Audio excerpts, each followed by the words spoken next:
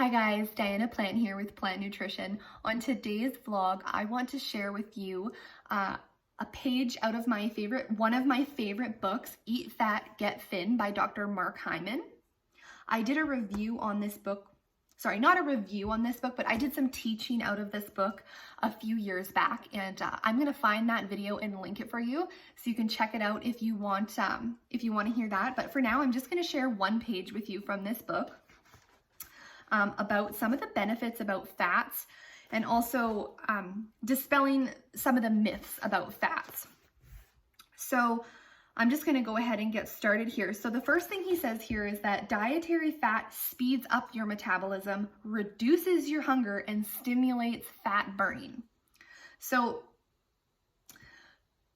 that is just so important. I really want that to hit home for people because so many people are stuck in the paradigm of thinking that fat makes you fat, and the more fat you eat, the more weight that you're going to gain. And it's just so not true. Fat is such a crucial nutrient that people are not getting enough of.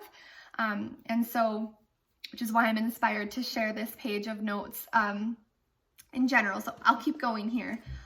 Dietary fat helps you reduce your overall calorie intake, not increase it.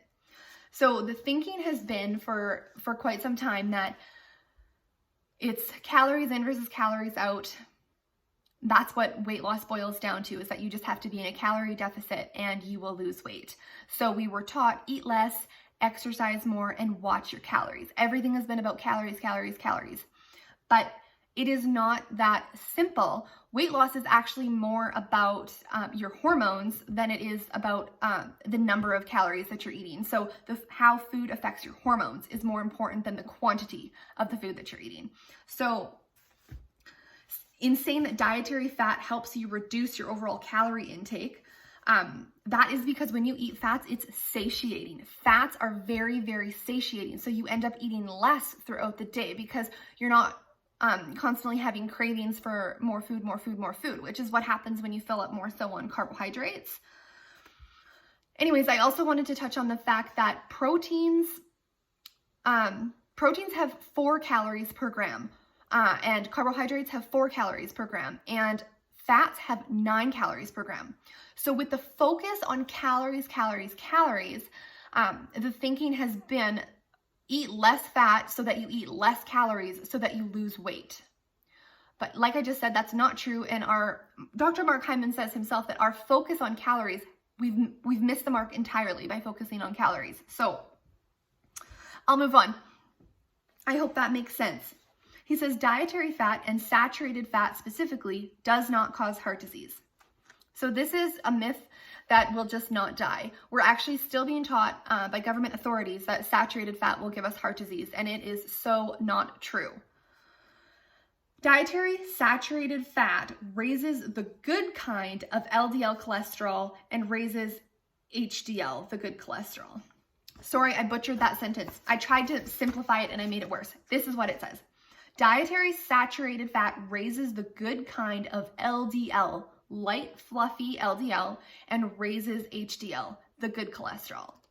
So why he says light and fluffy there is because what matters is the particle of cholesterol. So what we want is light and fluffy LDL, not hard, dense cholesterol particles.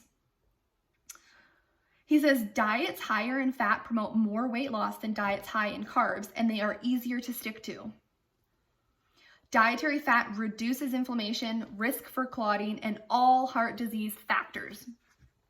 Also, if you want any of the studies to each of these points, please just leave me a comment and I will grab the study from the reference in the book and share it with you. Dietary fat improves blood vessel health. Dietary fat improves brain function and mood and helps prevent dementia.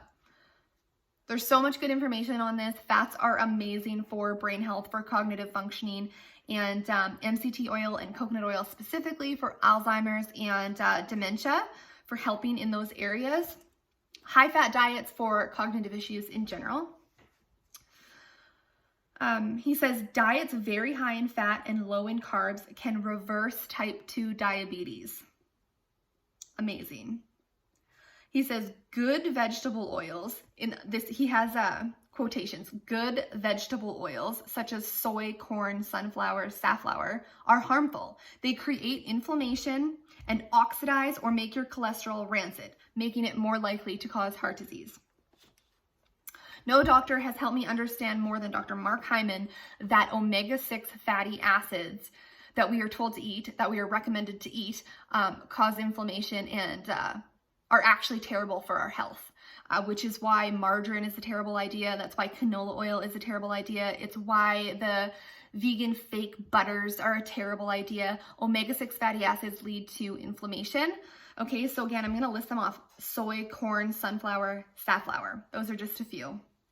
They are not good for you, okay? But we're told that they're good for us and that they're the healthy oils that we should have and that we should avoid butter and animal fats. And it's so backwards and it's not true.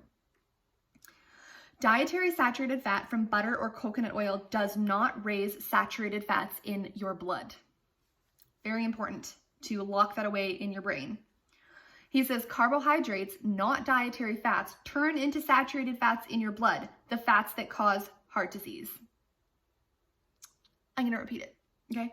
Carbohydrates, not dietary fats, turn into saturated fats in your blood, the fats that cause heart disease. Okay? He says excess carbs stimulate your appetite and belly fat storage and slow your metabolism. I just wanted to point out that anyone who's eating carbohydrates, if you start to pay attention, you will notice that carbohydrates stimulate your appetite. The more carbs you eat, the more carbs you want to eat. And the more carbs you eat, the hungrier you will be. So start paying attention to that. Carbohydrates turn on the fat production factory in your liver called lipogenesis. Sorry, I'm going to restate that. Carbohydrates turn on the fat production factory in your liver called lipogenesis, causing high cholesterol and high triglycerides while lowering the good cholesterol, HDL, and creating small, dense, dangerous heart disease causing LDL particles. Okay, so just to summarize there, carbohydrates stimulate fat production. That is what that is saying in a nutshell, and leads to high cholesterol and high triglycerides. And then the last point here, he says that sugar and refined carbohydrates, not fat, are responsible for the epidemic of obesity, type 2 diabetes, and heart disease, and the increased risk of dementia and premature deaths. So that's everything he says there on that page. I was going to get into the good sources of fat that he talks about, but we're already 8 minutes in. I'm going to stop there. I will link in I will link in the description section a blog post that I've already written listing off these good sources of fat that he talks about. So if you're interested in that, you can just check out the blog post. I don't want this video to be too much longer. Thank you for tuning into the video. Please leave me a comment and let me know what you thought, or if you have any questions, please post them. I am happy to try and answer them. And subscribe to my channel if you are interested in holistic nutrition, natural health, and following along with my motherhood journey and my farm wife journey in northern Alberta. That's everything. And bye for now, and I will see you in the next video.